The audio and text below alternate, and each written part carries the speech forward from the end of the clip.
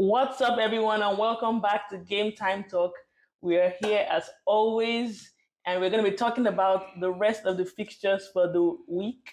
And we're definitely going to be starting off with the big one, Liverpool Chelsea 2-1 Liverpool. Oh, well, my thoughts on that game. For me, from a Chelsea fan, I would say don't be down about this game.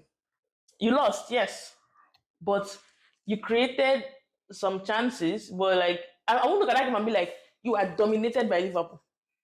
Liverpool deserve to win, but like, I won't look at it and be like, when Liverpool play Manchester United or something, and be like, oh, you are dominated. You're lucky to get with 2-1. Chelsea played a good game. Kopama should have scored. My FPL died this week, but Kopama should have scored. Chelsea played a good game, but in general, I just felt like Chelsea are in the right direction with them. What's that their coach name? Enzo. I want to know his full name. Mascara. Voila. I know it's not that. It might not be like that, but yes. But Chelsea played a good game. They attack well. Maresca, sorry. Yeah, Maresca was. Enzo Maresca. Okay, yeah. But Chelsea played a good game. The game was good. The game was fun. It was actually, I enjoyed watching the game, and yeah. Jermaine, thoughts on the game? All right, well, you can't be down when you lose 2-1 to Liverpool. And it's Anfield, one. The crowd is behind them, so it's something that, yeah.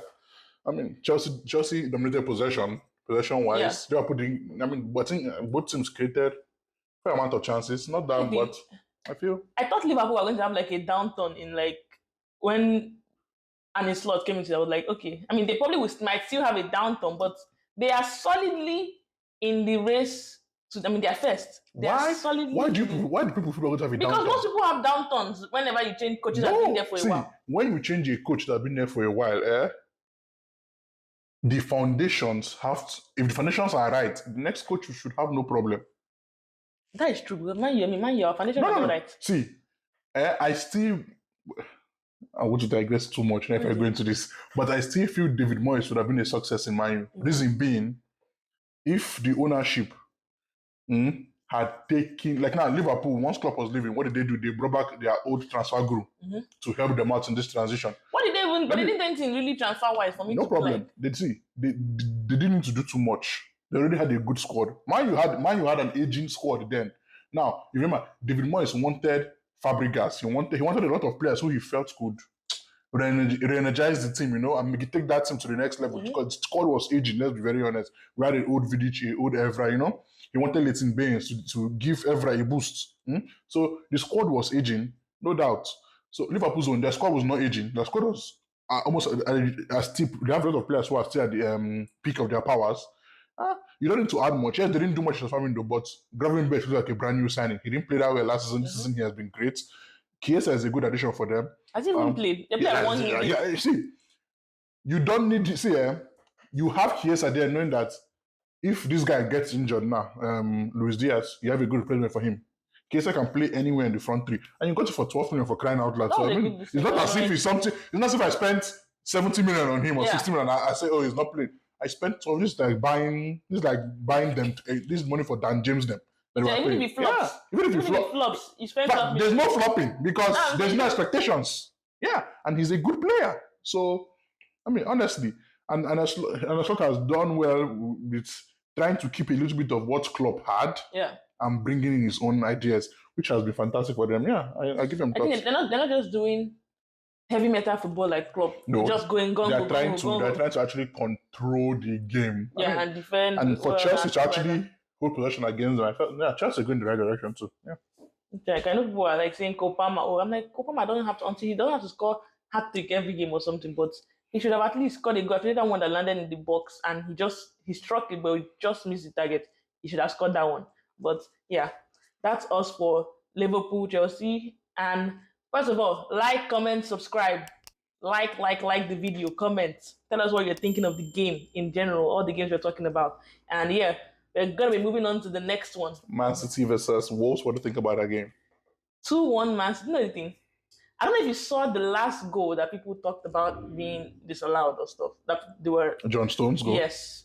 Basically, for me, when I was watching that game, I was like, I hate Man City, but if they had disallowed that goal, that would have been criminal. I don't know if you saw it, but basically, John Stones, it was a corner. and he headed it in. But you know the way sometimes some players will be like edging the goalkeeper at the beginning before they take corner. But Silva was doing that, and then when they took the corner, immediately they took the corner, he went forward and crouched down, and just those headed the corner in to the net.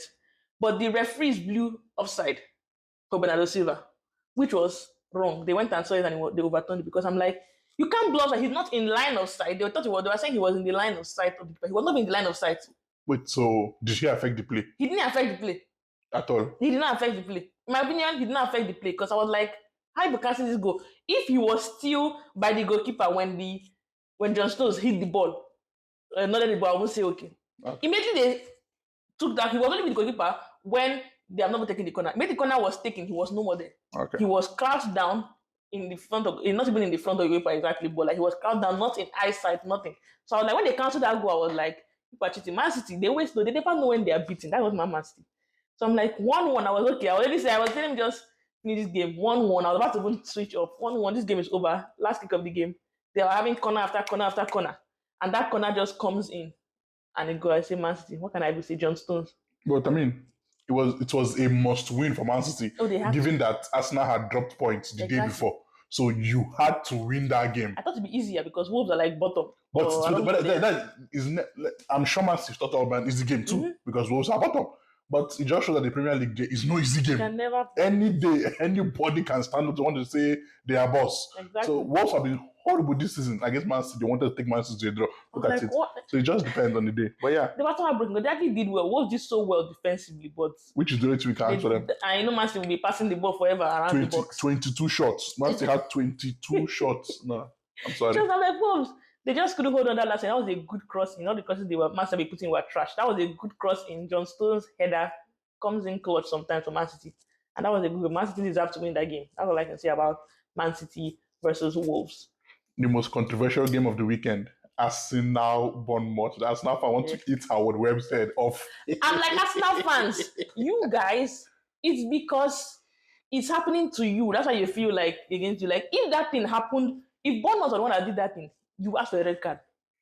That was a red. You see, I've forgotten about the refereeing decision doesn't bother me anymore, sir, because we were not even good. Not even that, sir. I think it was last season that we had a series of that. I think against Tottenham when we played them last season, they get a penalty for a handball. Oh, okay, but they didn't give it to us. Let me finish. The next game, we had someone that did that against us for a penalty. They saw no penalty. Yeah. Tottenham had it again. The next game against Arsenal, they did not give it. It's the inconsistencies. That's the issue with all this. When it comes to that, I've given up on refereeing in the Premier League. It's too inconsistent. I mean, my point is all these apologies that people give at the end of the game makes no difference to anybody. But I feel if a man is through on goal, you can't. I don't know why he brought him down because I felt like he could catch him. Saliba, you have pace. You can't foul him. Or even if, let's say, by any chance he goes through and he scores, you're Arsenal, for Christ's sake. You can still come back. You don't need to foul him. There was literally no reason to foul him in that point. But Saliba just head loss, fouled him. He's not even give me a look at. They had to listen that and give me a red card straight up. Get out of here. That's when I don't know if you saw the video of Gary Neville and Howard Webb. I think he invited him for, I don't know, was it the overlap? I don't know if it was the overlap, but one of these things that Gary Neville does. And literally, he told me to be there quizzing this guy on the inconsistencies that they have. This bad there having some custard and some cookies. But having fun. See, but Howard Webb can talk about the inconsistencies for all of these days. He's not going to referee the match. There needs to be stricter punishment. These people are not getting any punishment. Once you make a mistake in a game and after they do their background investigation, what they do, right, they demote you down to refereeing championship. It's not enough. But the reality is, because Howard Webb will not ref the game. He will not. He can't ref the game. You have to trust the human beings to actually do the right thing. But we can't trust them. There needs to be stricter punishment. These referees are on a power trip. That's the thing. They're on a power trip. Everything, yellow card, everything. They're all on a power trip. There need to be stricter punishments when you mess up. Because there's not enough strict punishment for these referees. That's why they keep making the same errors. Or like now, this Arsenal one now. That was not even the Arsenal one. Let's say the Man City one that people are saying it should be cancelled with the goal. But that was a good decision for me. Like, that was a correct decision. But because people have brought examples of like other games where the same thing happened and they cancelled the goal. And then Man City now. But I'm like, because there's too much inconsistency in this thing. I'm sure they didn't do anything to those people when they the Salah they go. Now, like, it's just too much inconsistency. This referees, too much inconsistency. That's my problem Well, with it. but Bournemouth show that you can't play them with 10 men. Yes. What do you think? I think because they played them with 10 men and they did not, they didn't defend like Man City. They probably thought it's Bournemouth. It's Bournemouth. You can't play Let them them with 10 men. They were creating chances before the red card. They will keep on creating chances. Liverpool is an example. They created chances again. Liverpool were lucky. I mean, Liverpool had chances and scored. Bournemouth couldn't score their own chances. That's just the difference in that game. Even Chelsea too, the same thing. Yeah. Bournemouth will create chances. You have to, when you have the chance to beat them, you have to, because they create chances for, I don't know how they do it, but they do. They just they have some good coaching. They have good pattern of play. Their wingers are something else. And Evan Nielsen, I mean, even though he has one goal, he has been a good signing for them. He's a tricky footballer. He just gets into weird spaces. Bournemouth will create chances. You have to score when you have against Bournemouth. Arsenal, this just shows that Liverpool lack serious depth. As in, Saliba got injured. Well, he got the red card. Sorry, he brought in Kivio. Well, if I say what I want to say now, Arsenal fans will eat me up. But until next game, now I'll say what I want to say. Let me leave it there first now. I've seen people say like this year, Arsenal has been less attacking. They are more pragmatic compared to like other seasons. They've lost their creator in chief now. They can't be even when he was here. What they are saying? No, the beginning of the season they were good now when he was there. He got injured like after 3 games in the season now. I feel they've been pragmatic. I just feel Arsenal have been more, maybe because I'm thinking because they've been like, last 2 seasons we went all gone, we were scoring all these goals and we were not defending well. They had the best defense for the past 2 seasons. Did they have the best defense for the past? Yes! No, you have what so they have the past 2 seasons. I'll check on that. I don't know if I believe that. Let me wait. Let me see. That 2020. I just feel they've been more check the table because I feel like they've just been more pragmatic this season. Table Arsenal 29 goals. To own that's the lowest amount of goals considered last season. Oh yeah, definitely good. The season before that, Arsenal considered 43. So Newcastle had a better defense. Newcastle and Man City had a better defense than them. But they've always had a good defense under Arteta for the past seasons. I think Arteta has just been like, yes, the best way to win a trophy is like having a solid defense. They have lost their creative defense player. Without Odegaard, the attack cannot tick. But I thought it was the best team in the world. Why is the attack not ticking? So one person, Odegaard now is enough to stop the whole thing. And Martin's be writing thing pieces. This is my problem. This is what I had. This is what I had issue with Arsenal. I told an Arsenal fan the other day. I told him the mistake people made was selling Emile Smith-Rowe and loaning out Fabio Vieira. Let me finish. You don't understand my point. You needed to have kept one. Because now it doesn't matter whoever you kept, it doesn't matter. Because now Odegaard is not there. Everything now is falling. You're not going. Everything now Bukola Saka. If you've noticed it, yeah. And Saka is not as creative as Odegaard. I don't think he's even as creative as Fabio Vieira or Emile Smith-Rowe. I'm not saying that these people are better than him. He's better than them, but there's something having that kind of creativity that these scams have. That's why Odegaard is what makes them tick. So they need. I mean, I love Ethan, young wonder kid, but he's good. I don't have to give him a chance. Yeah, but he's not. These other people have experience, gameplay experience more than him. So letting those 2 people go and not having anybody that if Odegaard gets injured, like it happened, to replace him.